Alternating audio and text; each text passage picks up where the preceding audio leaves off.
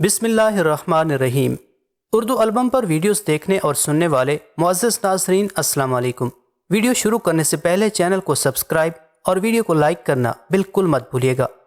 صلح و امن کے جاری اجلاس میں حلب کے نمائندہ خاص کی زبانی سلطان ملک صالح کی علالت کی خبر سن کر صلاح الدین ایوبی رحمۃ اللہ علیہ اداس ہو گئے تھے اور انہوں نے نہایت پرسوز لہجے میں حلب کے نمائندہ خاص سے کہا، جب تم واپس جاؤ تو سلطان معظم کے حضور میں بسط شوق و نیاز میرا سلام عرض کرنا اور کہنا کہ یہ خادم ان کی صحت اور اقبال مندی کے لیے دن رات دعائیں کرتا ہے۔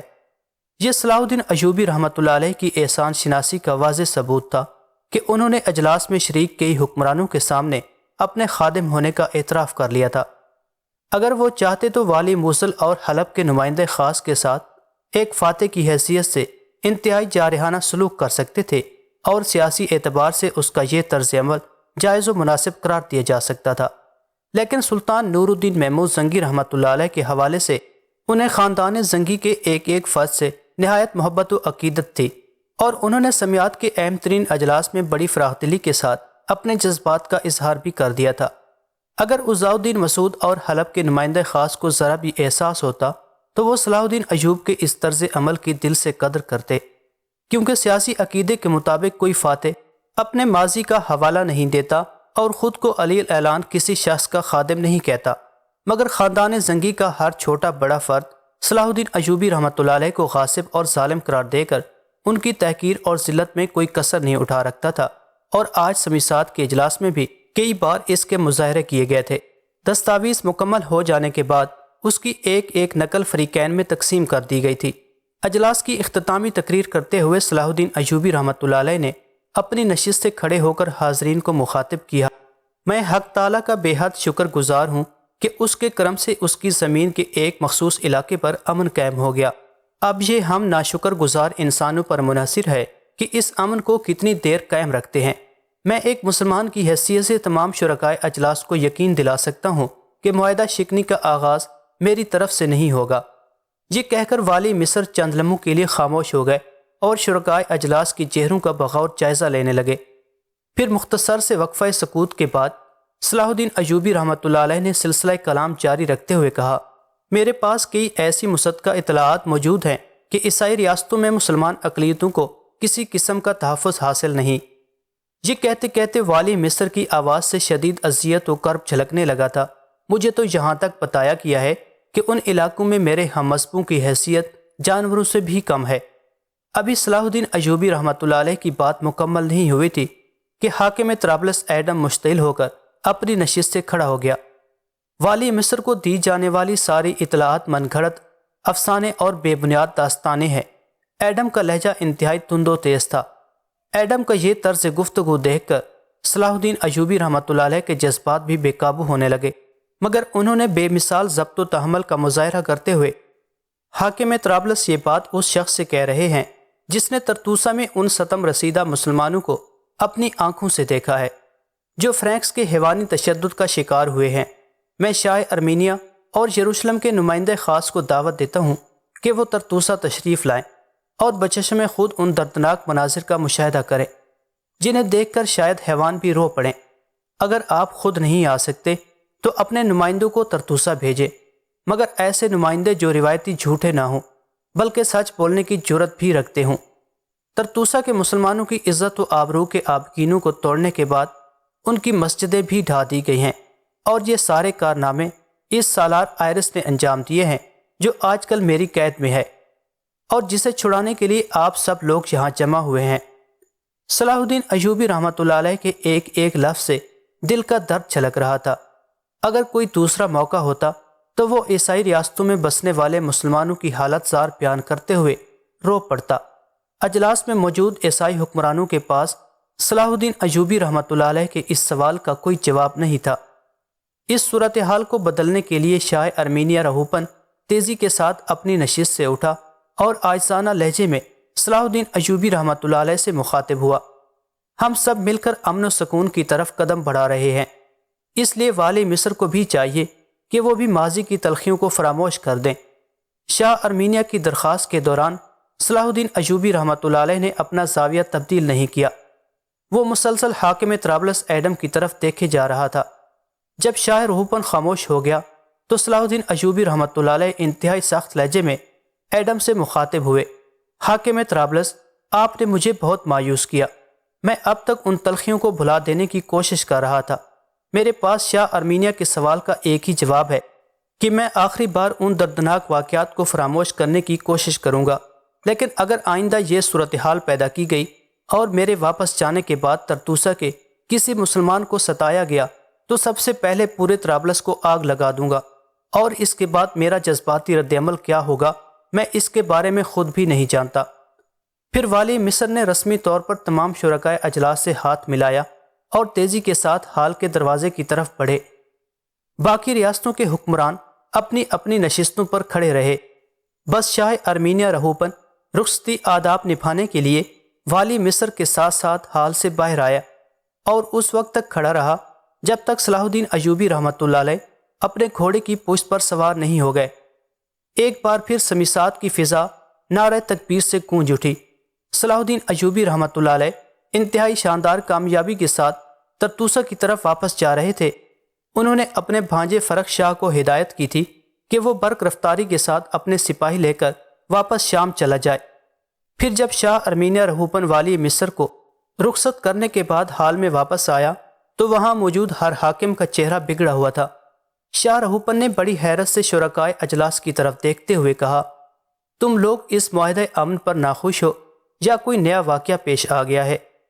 اس سے بڑا اور تکلیف دہ واقعہ کیا ہوگا کہ وہ غلام زادہ ہمیں ہمارے ہی گھر میں ذلیل کر کے چلا گیا ہے اور ہم خاموشی کے ساتھ اس کا منہ دیکھتے رہے۔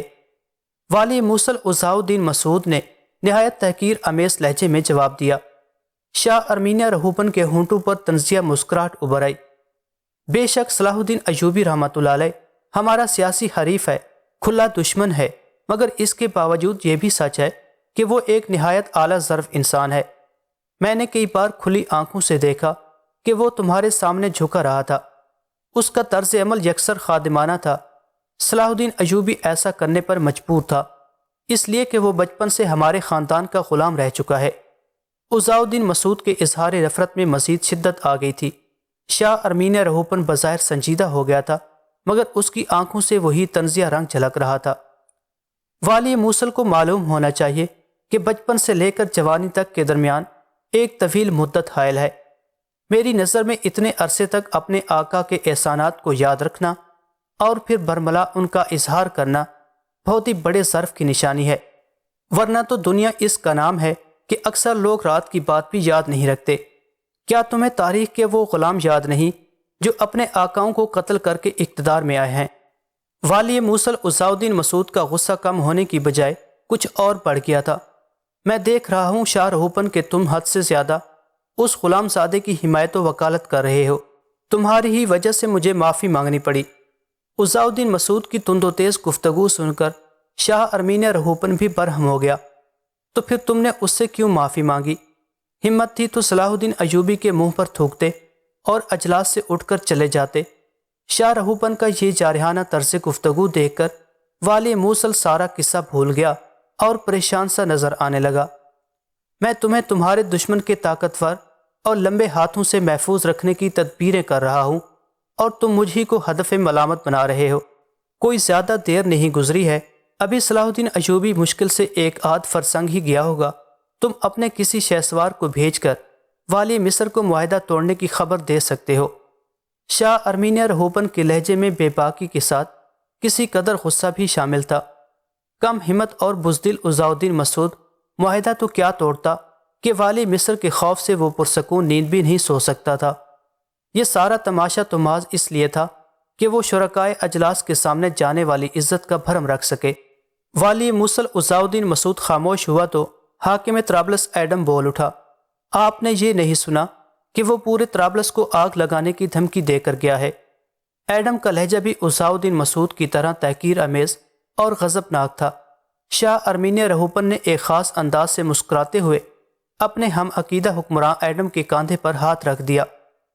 میں نے اس غرض سے معاہدہ امن کی مدت 2 سال رکھی ہے کہ تم اس عرصے میں طرابلس کے دفاعی انتظامات مضبوط تر کر لو تاکہ اگر صلاح الدین ایوبی رحمۃ اللہ علیہ کی نیت میں فطور واقع ہو اور وہ آگ لگانے کے لیے تمہارے علاقے کی طرف بڑھے تو خود اس کے گرد آتشی حصار کھینچ دو اور پھر حملہ آور کے چل کر راکھ ہونے کا لذت انگیز منظر اپنی آنکھوں سے دیکھ سکو۔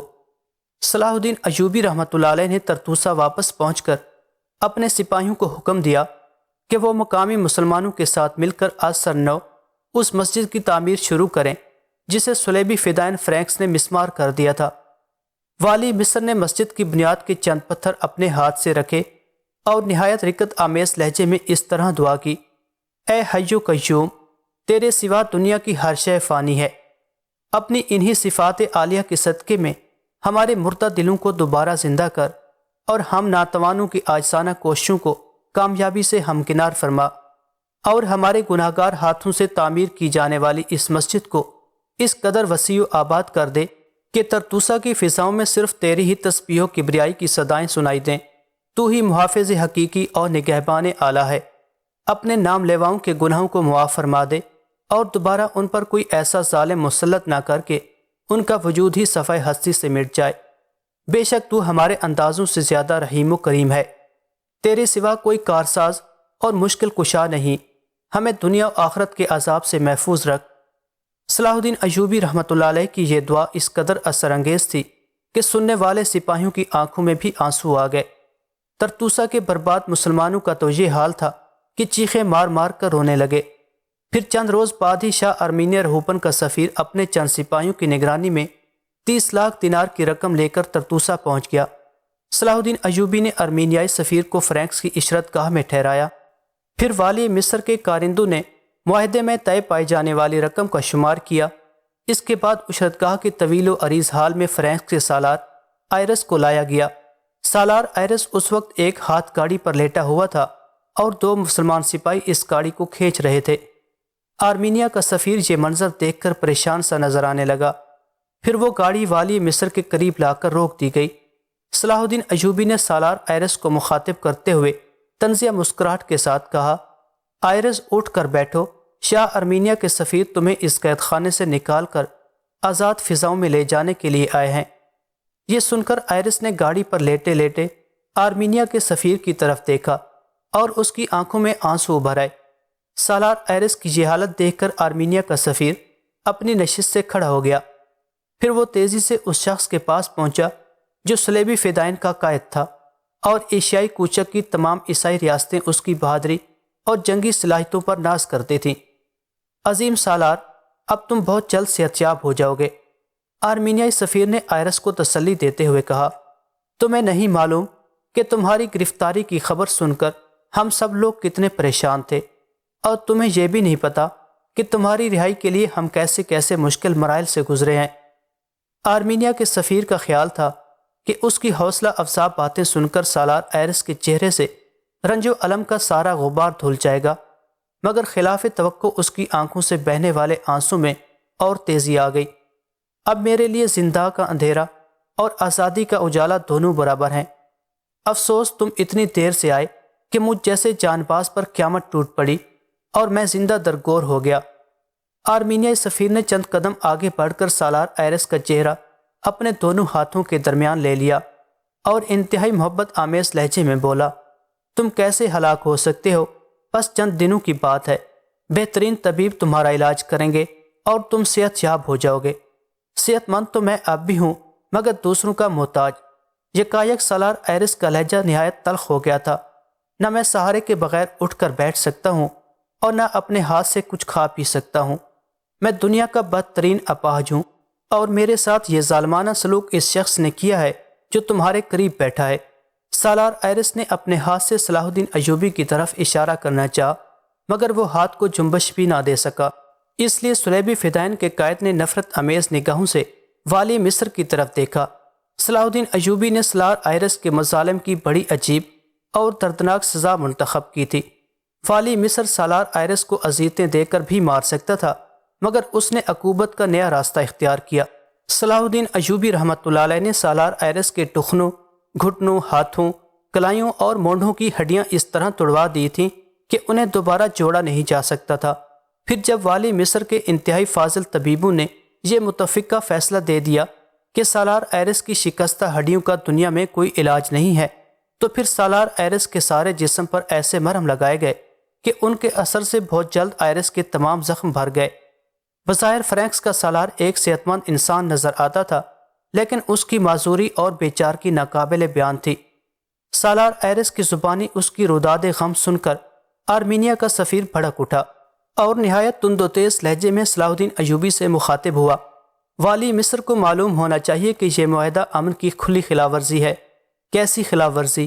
صلاح الدین ایوبی نے آرمینیائی سفیر کے جارحانہ طرز عمل پر کسی خاص رد عمل کا اظہار نہیں کیا، بلکہ انتہائی پرسکون لہجے میں پوچھا، یہی کہ آپ ہمارے عظیم سالار کو زندگی بھر کے لیے ناکارہ بنا دیں گے؟